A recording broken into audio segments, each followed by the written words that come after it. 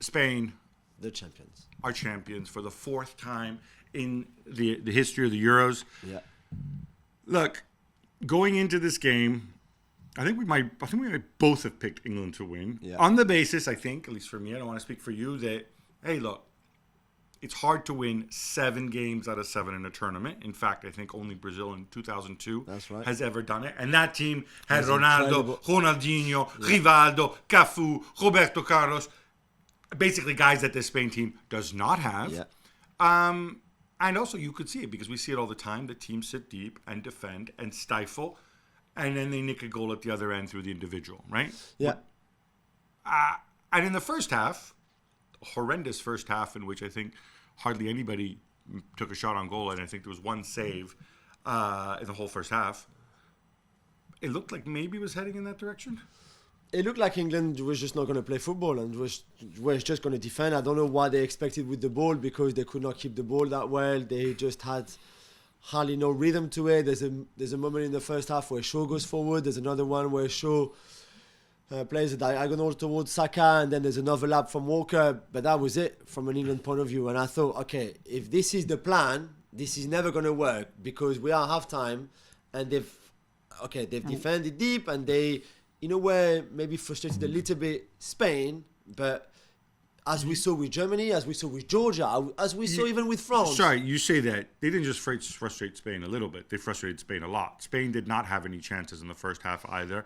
The closest thing to a chance was right at the end of the first half, and that was Phil Foden, who plays for England. Yeah. So I am playing devil's advocate a little bit. It's horrendous to watch, but if you want to keep doing this, there was a logic to it. Yeah, no. Yeah, maybe. But at some point, you also need to start playing football. Because as we saw with Germany, with Georgia, with France, you can also have a go at them. And when you have a go at them, you put them under pressure.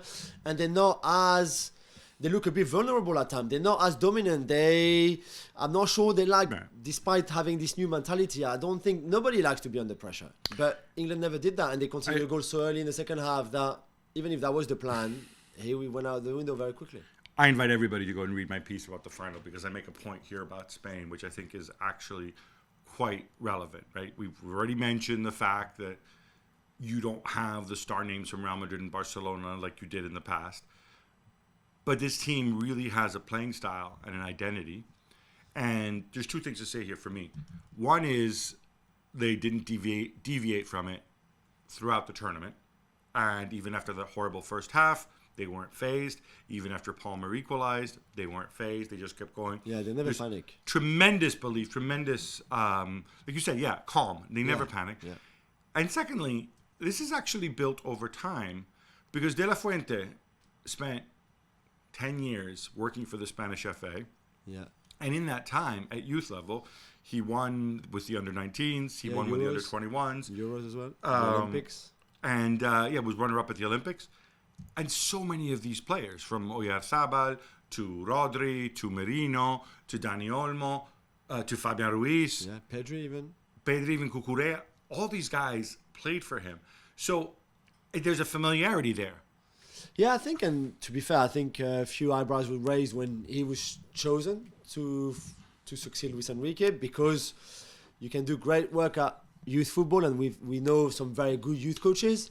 Doesn't mean that you will be able to do that at senior level with a lot of success. But he created an incredible team spirit, a shift in mentality compared to the Luis Enrique style of football, and that was only 2 years ago.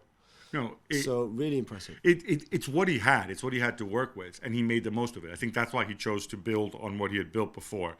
You have to give credit to him. You have to give credit, I think, to the entire Spanish football movement, because to have so many players come out of the woodwork and produce players who don't necessarily pay for the biggest sides, I think is a credit. On the flip side, now we both live in London, as we mentioned. This is where everybody goes and wonders what happens about Gareth Southgate. I'm just going to ask you a very simple question. If you were Debbie Hewitt and Mark Bullingham, would you say, Gareth said now is not the time to talk about his future. Yeah. I can tell you right now, if I were Mark Bullingham, I would say now is the time to talk about your future.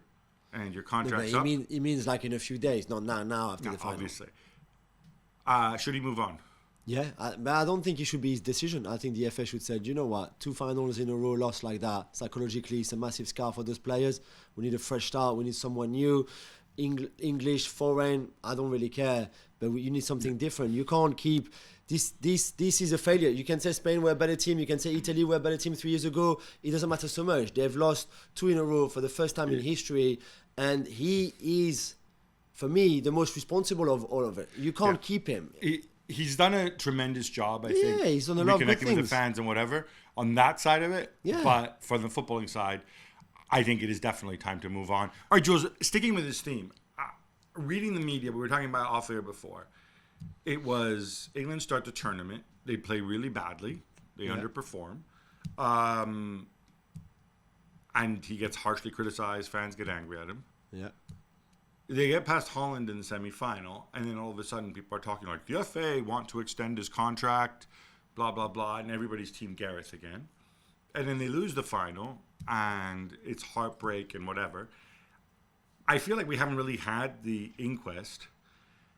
And I also feel like you've been in charge for 4 major tournaments now. Yeah, 8 years. You've decided that, you've said it, you want to play football a certain way, aping what Didier Deschamps does with France, with the solidity and whatever. That's fine. But at some point, you have to play to your strengths. You have an incredible array of players, of attacking. And we can get into them because I think some players underperform badly in this tournament. But again, part of your job, part of the reason you get paid the big bucks is to make the decisions. If this guy's not fit, then maybe you pay somebody else. If this guy is creating waves within the team, then maybe you have to address that. I feel like in 4 years, I can count maybe on one hand the number of England games where I said, yes, they played really well and they played to their strengths, both defensively, because it's not just that it was a defensive performance. Yeah. It's a defensive performance where time and again, you had to have late comebacks, you nearly went out, you had penalties. They went behind the last 16 quarterfinal, semi-final, final. So this whole let's do like France, let's do like Deschamps, that defensive resilience and strength. How often did Deschamps go behind when... Never. Exactly. Yeah, so there's that. So just the football doesn't work. The football side of it, he's got the other stuff, and he's a decent man, a great man. Let me settle this or whatever. The football side just doesn't work. It's just bad. He's just not good enough, and I don't like him. I don't rate him. I don't like him as a coach. I mean, I like the person that he is. I don't rate him. I think he's always showed his limits in game management, in team selection. And we can look again at the final yesterday. Harry Kane should never start this final. Bellingham should never play as a left midfielder in a midfield 4. This is bonkers. Luke Shaw, you start him. Okay, Trippier might not be 100%, but you know that Luke Shaw, who hasn't started a football match in February, cannot play 90 minutes at this level against Lamine Yamal. It's impossible. And at halftime, when we all expect to see him come off, he still plays, and guess what? He gets slaughtered in that second half because he just could not do it anymore. The first half was okay. The second half was a disaster. And I just think he doesn't seem to see it. How at the start of the tournament he thinks it's a good idea and a better option to start Trent Alexander-Arnold, not once, but 2 games in a row, and then Conor Gallagher when Kobe Mainoo was there all the time. All right, the Conor Gallagher thing I don't understand at all. The Trent Alexander-Arnold, I saw the logic in it. Really? Yeah, he thought that the opposition was going to park the bus against them. He thought England were going to have a lot of the ball, and because it's not like he's got a whole array of passers in midfield. Yeah. Trent Alexander-Arnold among the midfield passers, is maybe the best guy they have. Maybe with Mainoo, where you may disagree, but the thinking was he can bring that passing, right? He can hit the killer ball. But but we're talking about ball retaining here, ball retention. No, Trent is amazing at... Yeah, but he didn't think there would be an issue with ball retention because he thought the other team would play like he does and have 7 people sitting in the box, in the 6-yard box, standing in front of the goal, and they would have all this possession. They'd just be pinging it around. And if I need somebody to create the space, to do the tight passing, it's Alexander-Arnold. I never saw the logic in it. Okay, that part didn't work out. I'll ask you about Bellingham. Because, so before I get to that, there was one moment after Cole Palmer came on. Yeah. You were all excited. 2 minutes, 37 seconds, he scored. 23 seconds. All right, there you go. When all of a sudden, I'm looking at England, and I see England are in a 4-1-4-1. right? There's the back four. There's Rice. Yeah. There's Bellingham finally central Yeah. with Palmer next to him, also central because Palmer should be playing on the right wing. Yeah. And then you've got Saka on one side, Foden on the other. Foden's on the wing. Doesn't matter. Guess what? You don't have to come inside. You can go outside the defender and put it across. Hey, how about that? And I'm thinking to myself, and Watkins is in for Kane. Yeah. And they look sharp and dynamic. And the England fans are roaring. And I'm thinking, this is where the momentum shifts, potentially, right? And look, it's a tremendous credit to Spain that they just said, meh, and they kept playing, right? Despite, by the way, if you mentioned this, they lost their best player at halftime. Yeah. Rodri went out, right? Rodri, the glue that keeps everything together, right? Rodri, the guy who should win the Ballon d'Or but won't, all this stuff, right? Yeah. He's not there. Zubimendi's on, who played really, really well. Yeah. Which is why it's a tremendous credit. They kept the confidence, they kept the belief. But at that point, that's when you have to persevere with that. And yet, what did we see? We saw everybody getting sucked back again. And I don't understand it. But is there default setting? It's his default setting. Yeah. But it's theirs by his mistake. So if you'd been working on the ball movement and all of that, and this energy and this formation even, but no. So you might have a moment of brilliance like that, like on the goal, with Saka, Bellingham, Palmer. It's a great finish. But if you want to do it more consistently for another 5 minutes, another 10 minutes, another 20 minutes, they can't do it because they have no bearings, no structure around to be able to do that. And Spain are a better team than them too. Let's be honest here. But still. Well, a better team, not better group of individuals. No, team. That's what I said. But yeah, so I was disappointed. I mean, I was disappointed by pretty much everything England did in that final. I don't think they showed up at all. And it should have been much better. Make it physical. Make that game physical. That was another thing they didn't do. Well, I just don't understand. You're all playing in the Premier League. This is the most. It's an intense league. It's an intense. They're intense games all the time, and that is a great point because what struck me most about the first half, England, when we praised them because they didn't concede, or I praised them because they stifled Spain. They did it by slowing the game down to a crawl. Yeah. I mean, if that first half was played at 2 miles an hour, which is fine if you have Bonucci, Chiellini back there. Hey, let's slow everything down. Also because we're old and whatever. But this isn't the way these England players play at club level. None of these players. Maybe Bellingham occasionally for Real Madrid, but none of the others. Kane, these guys all play for teams that play on the front foot. Yeah. And it's also, and I don't want to get into cultures and DNAs because they change, but it is kind of what you associate with England and the English spirit and conquering. I mean, their record in wars is pretty good, right? Yeah. Certainly better than my country's. Probably better than yours, too. And you're going against all that. And if you're going to do it, you have to get it right. Yeah. And yet still they don't look comfortable. In the end, we counted the chances that England had. And other than the goal, the Bellingham turn and shot, which I thought was a great chance, but then you pointed out was actually way wide and he had a better option. We could have laid it off to Watkins. Yeah. And then you had the Gay and Rice at the test. The double header, or trouble header. That's it. Yeah. No, but they didn't do enough with the ball. They didn't create. But I know they went to the final, and in itself, it's a good result to go to the final. Of course, some people say you never remember the runners-up. This is BS. This is not complete nonsense. Complete nonsense. Go tell Hungary. But Slovakia was a better team than England. But the Swiss were probably the better team than England for 80 minutes. The Dutch, it was one half each. The first half for England, the second half for the Dutch. So you got there, but at no point you were in control. Really, you're not even mentioning the group stages. No, let's not even go there.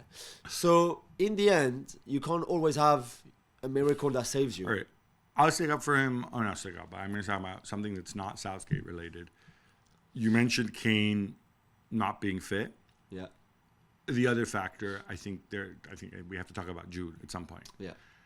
Well, we both saw this, I think it was early in the second half, when he goes over and he rants very, very visibly. Like at the bench. We don't know if it was a Southgate, a Holland. Yeah, maybe, okay. I don't want to hear the story again. It was his friend sitting behind the bench. No, it was definitely at the bench, but we don't know who at the bench. We could not see. Whatever. Yeah. That's a terrible look. You're supposed to be a leader on this team. Yeah. I mean, he's really, really angry. Yeah. And you don't do that at that stage of the game either. No, I know. And Is there a Bellingham issue with Southgate, given how poorly he performed in this tournament? Yeah, he's been disappointing. And yet, he's another guy I don't believe he was ever substituted. No, and there was that incident, remember, in the quarterfinals where it's the number 10 on the board for Right. substitution, and he looks and he's like, what, me? No, it can't be me. And we still don't know to this day if it was a mistake with a number and somebody wrote 10 instead of, 17. Right. Or if his reaction changed Southgate's mind and actually Southgate said, no, don't take Jude off then. Let's take somebody else off. I don't think he was fully fit. I don't think he was 100%. But I think we've seen enough in his attitude on the pitch and some of the stories that we heard off the pitch to say that it was not all amazing within that England game in relation to Jude Bellingham, because he's the only one not to do a press conference. He's the one at 20 is added to the leadership group. So Southgate has 5 players, 4 before him, who were the guys that he would have the most meetings with to see how the squad was, what was going on, how they were leaving, what they were feeling, etc., etc. Why is Bellingham in it? I don't understand, and I think a lot of players didn't understand Well, it he either. used him as a leader. He used him as a special player. Is he a special player, maybe? Is he a leader at 20? Leadership comes from within. I don't know. I have less of an issue with that, but we've all heard the stories. And I think stuff is going to come out probably in the next couple of weeks. These guys go away. People talk. The people they pay to talk on their behalf will come out. And I think we're going to hear about Kane's fitness. Yeah, Because it's not like Kane became bad all of a sudden. But if Kane he's not didn't- fit, Gab, would you rather a Oli Watkins at 100% of his ability, physically, mentally, technically, everything you want? So Watkins at 100% or Kane at 50%? But it's the age-old thing, right? Is once you give a player the captain's armband, either you do what we used to do in Italy for a long time, just give the captain's armband to the oldest player, and then when you want to take him out, hey, it's not the guys with the most caps. It's okay because he's old. Yeah. But that's not what England do, right? They give it to Kane because he stands for something. He's a leader. And then all of a sudden, if you drop the guy with the captain's armband, you create, and on top of that, you're not playing well, you risk creating a media storm. So you have to be 100% confident that if you start Watkins or Tony in his place, that things are going to improve. But surely it's a no-brainer that somebody who's 100% of his ability, even if he's not as good as Harry Kane overall, we still do better than somebody like Harry Kane who's only 50%, and he played 57 minutes for nothing. He literally had nothing. One touch in the Spanish box in those 57 minutes. He had one shot that was blocked. And that was it. It was completely out of it. Anonymous, not sharp enough, nothing. They played with 10 men. So why do you start him? Let's turn it back to Spain for a minute. Obviously, we've praised the way they play. We've praised this group of players. I'm just curious, of these guys, other than Yamal and Nico Williams, is there anybody who you think on the back of this tournament can go back and have a huge, and Rodri obviously, can come back and have a huge impact at club level? So in other words, somebody who's like, this is his tournament, where maybe at his club they look at him, and I'm thinking of Fabian, Paris Saint-Germain. Like, does Lucho say, oh wow, this guy's actually really, really Fabian good? has been really good in the second half of the season with PSG, though. To be fair, he was outstanding in the Champions League. He was very good in the league. No, but someone like Dani Olmo, for example. You know, you Dani Olmo, you still at RB Leipzig because you've had these injuries that I think have slowed down your progress, but also the possibility that a bigger club signs you, because he's too good for Leipzig. No offense to Leipzig, but he's too good. He should be a top club, but he's still not. And I think what he showed in the last since the Pedri injury, if you're a top club, you're thinking, okay, if we can keep him fit, he's an incredible player. But that's always a challenge, right? It's if we can keep him fit. Yeah, no, I know. And I think that's what has kept people away from Dani Olmo. Yeah, I understand. Like I always say the same thing with medical stuff. We're not doctors, although you're kind of a doctor, but we haven't visited Dani Olmo. No, Even if we were doctors. It's true. So you can just look at it, I think, from the outside. What I'm curious is, but just one thing before you, because we've discussed it on the last show as well, and you saying about those players who have clearly like overachieved in a way, like a Cucurella, maybe even like a Fabian, all of that. Lenormand. Yeah. I don't know how much, I don't know if they can repeat this for the 7 games that they played and won, as you said, to have them pretty much all at their best or not far from it, and some of them even better than their best. I just don't know if you can repeat that in 2 years, for example, in the 2026 World Cup. I don't know how often this comes. And I think I'm trying to kind of project forward, right? With Spain, like where do you go from here? Yeah. You have to find a viable center forward. Morata, I'm a Morata guy, as you know. Yeah, me right? too. I love it. But it's obvious that he's not the player that people thought he was going to be, and you're going to have these highs and lows. I think he still gave you in this final a ton of work rate. Oh, I agree. His And touch the wasn't link great, of play. but he Link was of running play was himself great. into the ground. Yamal and Nico Williams are there. You're going to add Gavi to the mix, Yeah. and presumably Pedri to the mix, Yeah, and Dani Olmo. So in terms of attacking midfield wingers, you're absolutely stacked. Zubimendi, I think, can play with Rodri as well. Definitely, yeah. And you've got Fabian.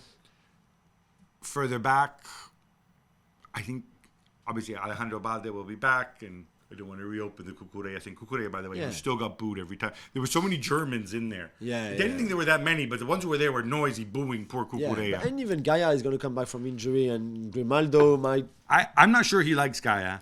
And Grimaldo, Gaia was injured, so I don't think he likes him, though. I don't think it's his. I don't think he's a De La Fuente guy. But I also, Gaia is getting, I don't know how old he is now. But yeah, he's- but like there are other options than Cucurella. That's what They are. Grimaldo, though, very different profile from Cucurella. Yeah, So I think it's going to be Balde or Cucurella, if he wants to keep that sort of defensive profile. But obviously, you're going to have to find a solution to Carvajal at right back. Yeah. Center back, we'll wait for Kubarsi to continue, hopefully Yeah. continues developing. Yeah. Pau Torres, I think, can come into the mix. Just because these two guys, they did a job for you, but there's Vivian as well. Yeah, yeah. I don't... Le normal, I think, with Diego Simeone and Atletico can become even better. But yeah, you're right. There's a few question marks over the future. So does this mean that Spain are bigger favorites than France for 2026? I would not go that far. I would not go that far. But anyway, I think just to wrap this, all credit to Spain, because I think it just really shows. Right, I don't want to say. I hesitate to say nice things about the Spanish FA because of what happened with Bialis and whatever. But in terms of actually producing footballers, men and women, and having a structure that allows them to win, they are exceptional. All right, enough Euros. Let's talk Copa America. There's good and bad. Shall we start? Let's start with the good. Let's start with the football side of things. Well, good. Less good if you're Colombia. I was excited for this final. I thought Colombia, when I watched that first half, I thought, oh, they played so well. They got this. Oh. They got this. This is where it comes to an end for Lionel Scaloni. On top of that, you see Messi going off, Messi crying on the bench. The second half, But then after that, it's the changes that did it. Lo Celso, Paredes, and of course, Lautaro. Martinez. Okay, Scaloni, stop it. Stop it. Play Lautaro. Forget the World Cup. Play Lautaro more. For me, it's obvious. I just thought they looked better without Messi, and I know this is not what a lot of people want to hear, but it's the truth. They were better without him. And I think there's, again, a bit like with Cristiano, there will be a moment where this is inevitable. Inevitable that he just can't do it. A game like this, through the tournament in the group stage, is fine. But he was not fit at the start of the tournament. He was not fit during the tournament. He missed some games. He started this final. I'm not sure how fit he was to start anyway. And then obviously there's the tackle, the incident, and his ankle is really swollen. He has to come off. I just thought they were better. And for me, the goal, in a way, the Paredes, Lo Celso, and the assist from Lo Celso for Lautaro is just amazing. And this is the kind of movement and ball movement and runs that they don't always have with Leo as well, obviously. That's a really good point. You don't have that option when it's a different Messi's in option, there. but It's also true that the people who made it happen, with all due respect, Leandro Paredes, who, was extremely up and down last season. Yeah. Now I don't even know where, I think his contract's up, right? So he's out there. I think he's a team. Lo Celso, he's another guy. He's kind of like forgotten on the back burner, played right? for Spurs, And obviously Lautaro is a different story. The way they came through, I thought Colombia tailed off in the second half. Yeah, I'm not sure about the substitutions either. You know, to take off James and Luis, all that front three. James wasn't working though. I know, but you've been really good on set pieces all tournament. Keep him even just for that during extra time, man. I was not, and again, I thought after that front three change for Colombia, they were not the same threat. We have to talk about what happened before the game. If you watch the game, you'll know it was delayed. I mean, literally, this happened hours ago, so details are still sparse. So I'm just going to go by what the official reports seem to be so far. Yeah. There was a large quantity of fans outside the stadium who tried to get into the stadium. Some of them trying to get in via the ventilation system. I mean, a lot of them managed to get through without tickets.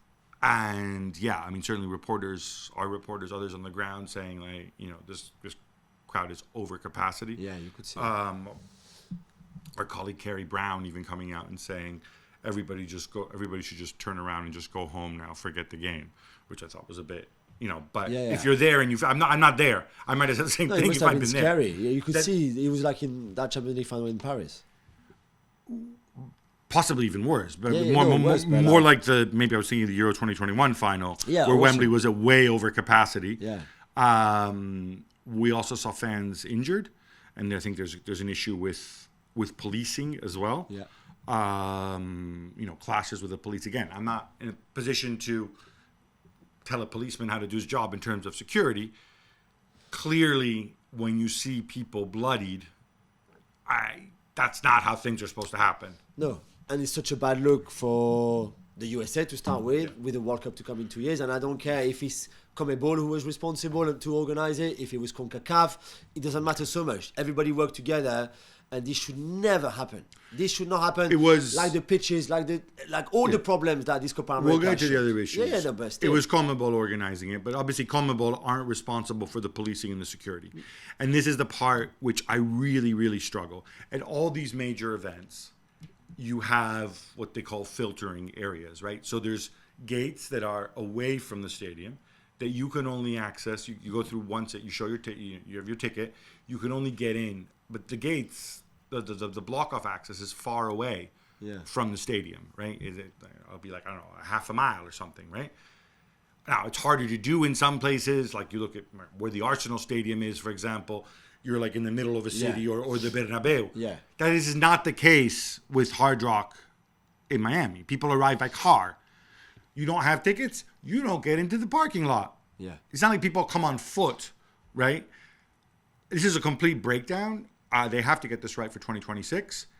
And you can't just say, but I don't want to hear a backlash also from fans of other American sports. Like, this doesn't happen in the NFL. It's not the NFL.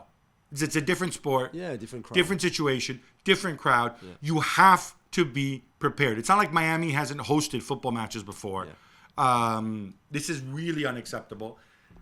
You expect just a full investigation, a full report, and those who are responsible need to be held responsible, and they need to be held to account. All right, Jules, we had to talk about some of the nasty stuff. I want to bring it back to football. Yeah.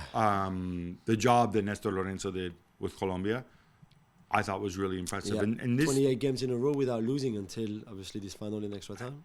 And this unit, I mean, the romantic in me wants to see James in 2026. Yeah. But the rest of the team will just be hitting their peak, right? Yeah, for me, the player of the tournament, just behind Lautaro, because Lautaro scored the final, was really good. Top And scorer. Lautaro plays for Inter. But Rios, who I didn't really know that well before, I just thought he's exceptional. And I can't wait to see him in Europe. Surely it's a matter of time before a big European club come and get him from Brazil where he plays. But I just thought he was absolutely outstanding. I thought until the red card, Munoz also was a really, really big player from them. And then you've got obviously Duran and Luis Diaz and all the others that we already know. No, it's a really good team they have. Something great building. Where are Argentina? And I wonder about, like, Scaloni, Copa America, world champion, makes it work with Messi in the team, which is not easy, not because Messi's bad, but because when you have Messi in the team, you have to play in a way that is unlike the way any of these players play club football, right? Except for his Inter Miami teammates, but they don't play for Argentina. Yeah. That takes a lot from a manager's perspective. Yeah, it does, and it takes a lot of football IQ and intelligence from the players around, from an Enzo to a Rodrigo de Paul to a McAllister to a Di Maria to an Alvarez or Lautaro, whoever plays up front, because you're always looking at where Messi is compensating, going into different spaces, and also knowing that at any time a genius ball can come through. So you have to be ready as well, because those still happen. So it can't be easy, but I think they've also built not just the winning mentality, because maybe this is a word that is a bit overblown, but I think even yesterday when they're a bit on the back foot, they just don't panic. They know that at some point they're going to find something, and it's just remarkable. And you said 2 Copa America, 1 World Cup, 1 Finalissima. They've lost 3 games in 68 or 69 now under Scaloni. It's just incredible, really incredible. And again, with Messi not at his prime. If it was Messi at his prime and he would carry this team, and you would say, okay, like a Diego in 86, or you would say, okay, no problem. But they're doing this when Messi is not at his peak. He's gone past his best, because that run started when he was, 33 already? So this is just incredible. The other thing, and I was just double checking this, that I didn't imagine this because I watched this game on a plane back from Berlin. Yeah, me too. To take off, we talked about personality, right? Juxtaposing him and Southgate, or other managers who don't make substitutions. He took off McAllister and Enzo Fernandez. Yeah. That takes personality. Yeah, I think so. And the reason it takes personality is, okay, Di Maria will be gone. This was Di Maria's last game, of course, for the national team. Enzo will, Messi at some point will be gone. You're playing in a final. The game is still in the balance. And you take off these 2 guys who presumably will be your midfield leaders for the next 5 years. It ain't going to be Leandro Paredes and Lo Celso, let's face it, right? Yeah, true. I mean, that takes stones. No, and look, maybe they had a knock, but they didn't both have a knock at the same time. They had to take them out. No. It's decisions like these, which I think are pretty bold. You know, it's not Alvarez, Martinez, whatever, that's back and forth. That's fine, right? Yeah. That's impressive. I agree, and I think because it was such a massive battle in that midfield, and we mentioned Rios and those Colombian players who are so technical and yet so physical at the same time, which is really impressive. I think he changed at the right time, and we go again to substitutions. And I think Scaloni read these games so well in what he did, and Colombia maybe not so much. All right, enough cup finals. How about some quick hits instead? Let's go, Gab. Manchester United have signed Joshua Zirkzee from Bologna. Jules, how much will he help? So I'm very happy, first of all, by this transfer, because I wanted to see him in the Premier League, because I think he's a special player. But hear me out here. He's a special player because of his skill set, which is not the skill set of a pure striker, pure number 9, pure finisher. I don't think he will score you 30, 35 goals a season, but he can do so many things. He is a smart player. He's very good technically. He's strong. He's quick. He really has everything. Now, how do you fit him in this team? Is it him and Højlund? So Højlund is the finisher, and Zirkzee is a bit of the creator as a second striker? Or do you play one or the other? This is why I'm really curious, really fascinated to see what happens. Because you don't spend 45 million on a 5-year deal for someone like him if you don't play him, right? Well, he's still very young. You can alternate them. You can work it in. You got to have an eye towards Bruno, who's got 2 years left. I mean, I think it's objectively difficult to fit Rashford, Garnacho, or whoever, and Højlund, and Zirkzee and Bruno into the same team. I don't think it's going to happen. So then, I think it's more a question of getting cover. Yeah. Zirkzee can also play in wider areas. But then he's a different profile to Højlund. So we go back to what kind of football are United going to play? Because if it's Højlund starting, you don't play the same way than if it's Zirkzee starting. No, but they're very young, and I think they can develop. I don't know. The one thing which would make me uneasy is these are 2 guys. Like Zirkzee was fantastic at Bologna, but he had pieces around him. He had a very good coach. Yeah. He had a lot of elements that were really suited to him. You know, this is a guy who, I was speaking to a Dutch colleague who pointed out that, you know, he's like 22 and he's been at like 6 different clubs, right? Already, yeah. And others like Bayern said, 9, not good enough for us, right? Yeah. So it is a big leap, but I'm really excited to see what he can bring. More United, Jadon Sancho is back at training. Reports are that him and Erik ten Hag made up. Gab, do you think he will still be there though on September 1st? Honestly, I don't think so. Me neither. I think not. I don't think it's a personality thing. I think United have wingers, they have options. The question is, can they find a home for him? And that will be the challenging part. Yeah. Juventus were hoping that Adrien Rabiot, despite being a free agent on July 1st, might return to the club for another season or two. Instead, they say he's been ghosting them. He's on holidays. What do you expect? Dude, you're unemployed. He's chilling. I think he's playing his cards so well. No rush. Let's just wait for the offers from the Premier League and Manchester United, for example, who were really keen 2 years ago. Maybe another team from England. Okay, so when you fall down the stairs because your hair is so big that it gets stuck in the ceiling, and then you're unemployed and don't have any insurance and so on, and then September comes and goes, it'll be fun. Yeah, you think he's going to have no club in September? No, I think he's made so much money off of Juventus. So much money.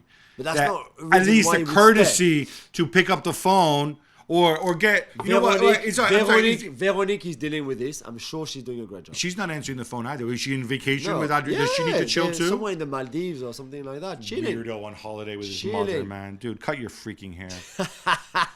Aston Villa reportedly close to picking up Amadou Onana from Everton for a fee of around £50 million. Does it make sense to you? I think he's a phenomenal player. I think he's the right age profile. If they can... Again, I thought they had no money. I'm a bit... It's the magic of amortization. Okay. If you give him a 5-year deal, it costs you $10 million, and you made money off of Douglas Luiz. And who's the other weirdo? The guy they sent to... They swapped with Everton with Lewis Dobbin, right? All this stuff, or right? Kellyman at Chelsea or whatever or it's called. Kellyman. From a purely footballing sense, I think it makes a lot of sense. Obviously, he's a natural replacement for Douglas Luiz, if you want that. Yeah. I think they needed that, too, because I know you kept talking to me about Boubacar, blah, blah, blah. But you know what? Come on. Let's it's an ACL injury as well. He needs to come back. Yeah, who knows when the guy's going to be fit. Yeah. Uruguay beat Canada on penalties for the coveted Copa America bronze medal. Yes. We love our third-place games. We do. Jules, what did you make of Canada keeper Dane St. Clair? And yes, that is his real name.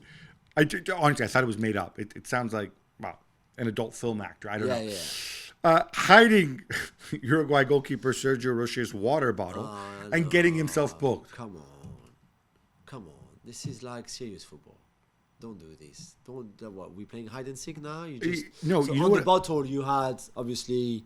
Instructions. Yeah, like a lot of keepers do. Yeah, like Jordan Pickford does. Yeah, but like a lot of them do. So right. So he's hiding it. But you didn't leave the guy alone. Come on. It's funny because, we have stereotypes in football, right? About dark arts and stuff like that. And Uruguay are always the bad guys, right? Who do these little tricks. And the Canadians are always the nice ones. Oh, look it up. Just, Justin Trudeau, maple syrup, the Mountie, whatever.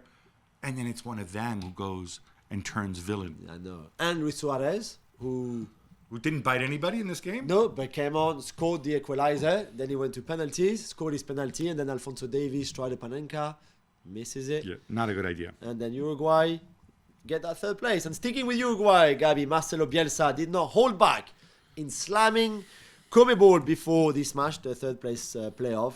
Gab, what was he complaining about this time? He was complaining about everything. The pitches. He was complaining about security.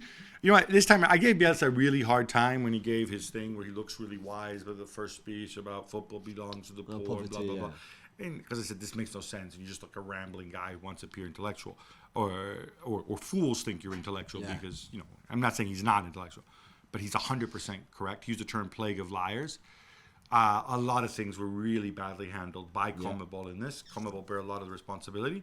And it's good that they hold him to account. What I would like to see go further, though, Bielsa, Scaloni. It's not like Comebol is some sort of organization, the Illuminati ordained by God.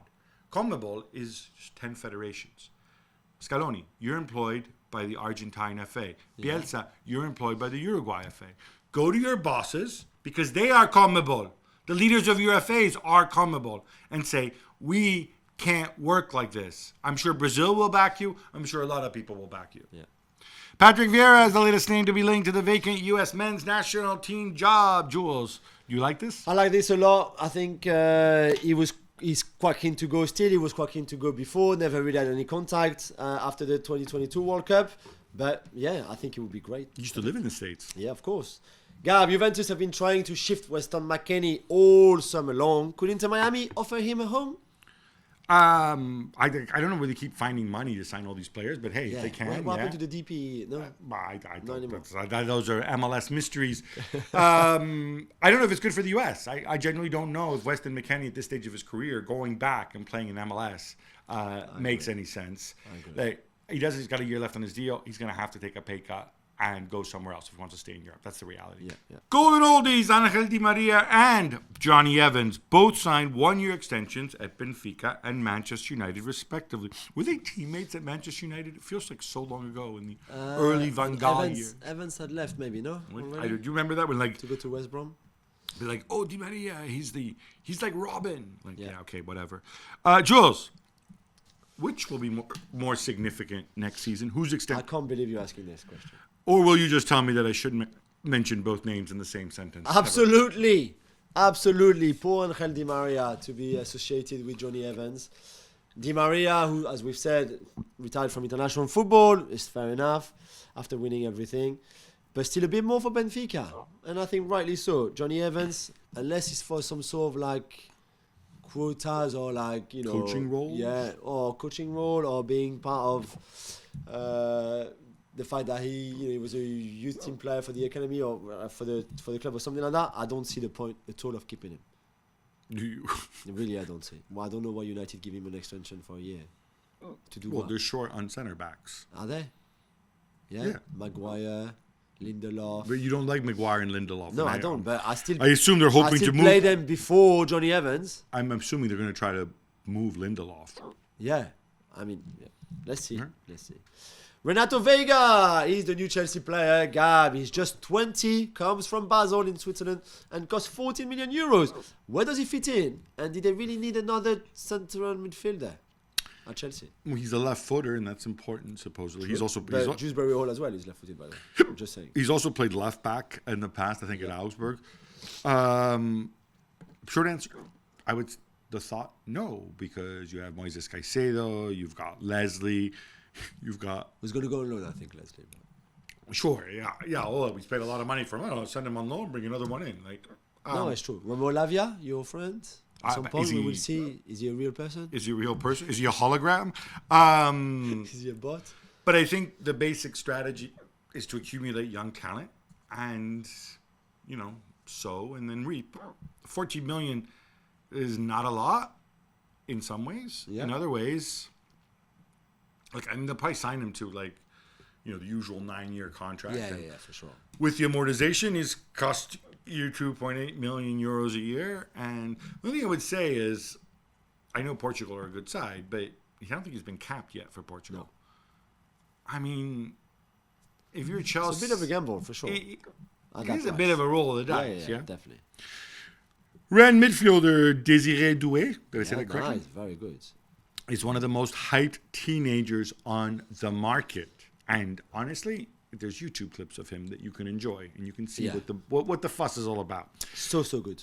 So, who's on his trail? Yeah, they're queuing Gabi from Bayern Munich, who've already made an offer of 35 million euros, which Rennes rejected because they want maybe 10 million more at least, maybe 15. Ideally, they would like to go to 50 million. 50 million euros? For... I know, but of his age, he's 20. I think he's just incredible. Okay, but Camavinga and Ryan Cherky were better than him at his age. So Camavinga had a different profile. And even Cherky, different profile to be fair. But he has something very special. So Bayern Munich, we said, Chelsea and Spurs here in England, PSG are big fans. And I think PSG could be the one where he feels maybe staying in Ligue 1 a little bit longer, especially in a dominant team like Paris, and then go to a bigger club. Might be a good idea. So we'll have to see. But Bayern are pushing really hard to get him. I just don't know where you play him. Because you need more wingers. Well, no, he can play central. He can play literally as a second striker. He can play as a false 9. He can play as a 10. He can play as an 8. I think he's got really everything. He can play wide, and maybe wide is still his best position. You're right. But he's not a winger like a Nolise, for example. No, of course. But what's interesting is you haven't mentioned that he's Paris born and bred, which makes me think he's not Paris born and bred. Otherwise, you would have told us. I know. That's why I keep this one quiet. Simone Inzaghi has signed a 1-year contract extension at Inter through 2026. Gab, how big is this? And why not a longer extension? So I think it is big because Simone Inzaghi has been so impressive for Inter. He's been such a great fit for the club. It gives stability, obviously, now that with Oak Tree running the club. Why not a longer extension? Well, you know what? This is this is a question I would love to ask to all those clubs who give 3, 4, 5-year extensions, right? 6 like sometimes, yeah. Manchester United with Ten Hag now, right? Yeah. The hell you need an extension, right? You want to give him an extra year? So Simone Inzaghi had a year left, blah, blah, blah. Reward him. He's won the title. He's reached the Champions League final. Fine. Like 2 years. You don't need to go beyond that. Why? I agree. When do clubs understand that there are a lot more managers than there are football clubs? And yes, if you have Pep, if you have Klopp, and they go in and say, I want the big extension, fine. They're going to be babies about it, sure. But, and any man, people say, oh, but if it's a shorter term contract, then it undermines the authority of the manager. You know what? If you need a contract to assert your authority over a team, you are not a good manager. It's simple as. Nice. So I think Oak Tree are acting like grown-ups here, and I applaud it. I wish other clubs would do the same. Yeah. Willy Cambuala. Like I said, you can never have enough Manchester United in the Paris show. born and bred, by the way, Willy Cambuala. He's left Manchester United. Yeah. He's now at Villarreal, which is probably why they needed to sign Johnny Evans. See? Yeah, of course. Deal is worth 10 million euros. I think this is really good money when you consider that the poor guy's had serious injury problems, and he only had a year left on his contract. Yeah, I think it's a really good sale by United. Really, So can we really good. applaud and say something good about United? Yeah, Whether it's Jason Wilcox or Barada, we don't know. We don't know, but maybe it was Ratcliffe himself. Really good. Or if Cambuala becomes the new Virgil van Dijk, then we will look at the 10 million and saying like, maybe it was not the greatest of idea to sell him. But anyway, They don't have a buyback, do they? no, I don't think so. They might have first refusal. Is that how you Right.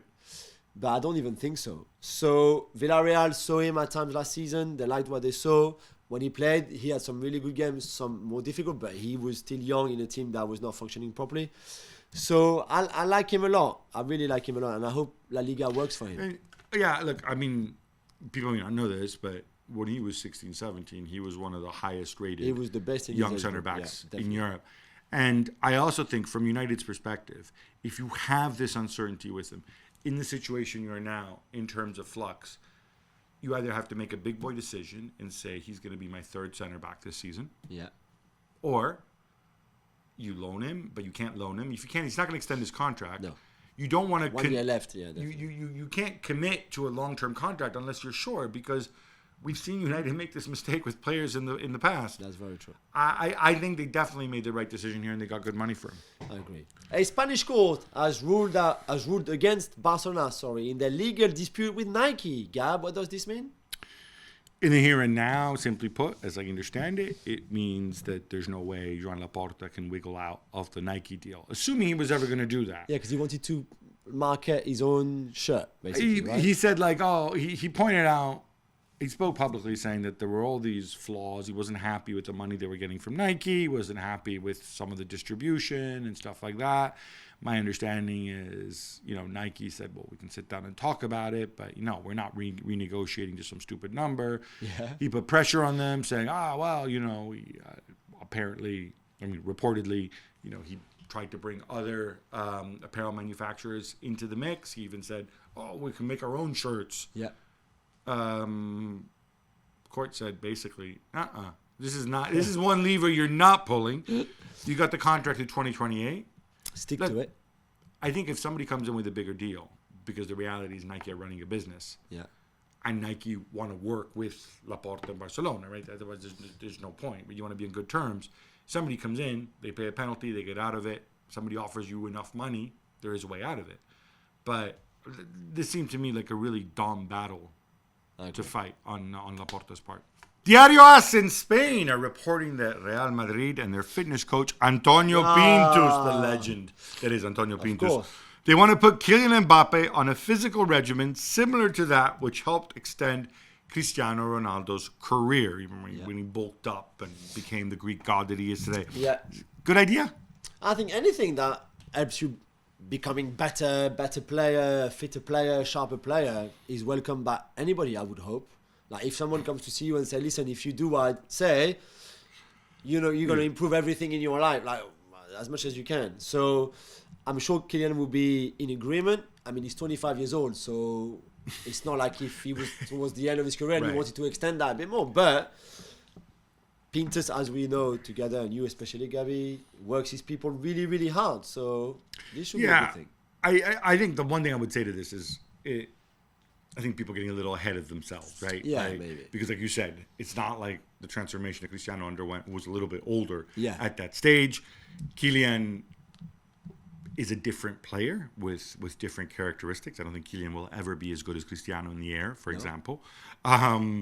So you take this into account. I think most likely what happened here is somebody talked to Pintus, or somebody talked to somebody who talked to Pintus and says like, hey, are you excited to work with Mbappe? And he says, yes, I want to, such a phenomenal athlete, blah, blah, blah. We're going to do the best to keep him fit and have him play for Real Madrid as long as possible. And then it turns into, look, it's going to be like Cristiano. No, do not expect to see a buffed up Kylian. Kylian, who, by the way, will be presented as a Real Madrid player tomorrow on Tuesday in a full Bernabeu.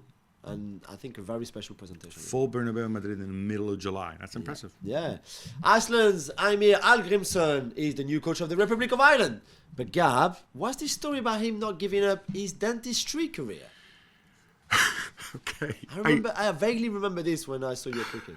So, Heimir Hallgrímsson is a dentist. And even when he was coaching Iceland, he continued with his dental practice.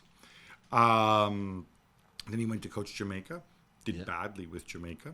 Very badly. In that time when he was coaching Jamaica, a lot of his patients at his dentistry practice back in Reykjavik said, "Oh no, I only trust you, Heimir." They apparently, as the story goes, they stopped going to see the dentist, which is a very bad thing. You should have regular checkups with your dentist. Amir must be a really good dentist. Maybe a better dentist than he is a football coach. I don't know. I don't know how the Republic of Ireland ended up with him, because with all due respect, like it's not like he's a young up and comer. No. It's not like it's an odd one, but he's come out and said like, oh look, it's only a couple hours from Dublin to Reykjavik. Few appointments and then up. Yeah, I'll come up, get some appointments in, make a bit of cash on the side. Why not? I love you. So look, and I'm making fun. I'm not making fun of the Republic of Ireland. Republic of Ireland have been to World Cups. They might be at the next World Cup. They've got some very good players. Yeah. But it just shows you the divide, right? International managers. You've got Southgate. You've got Spalletti. You've got these guys making millions and millions. The U.S. wants to hire Klopp and whatever. And then this dude's still a part-time dentist. Yeah. Pretty remarkable, I think. Yeah. Jules, this brings us to an end, not just of the show, but of the 2023-24 season. That's right.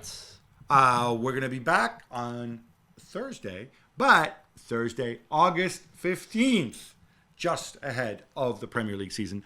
Until then, have a great summer. Love the game. Love your neighbor. Love yourself.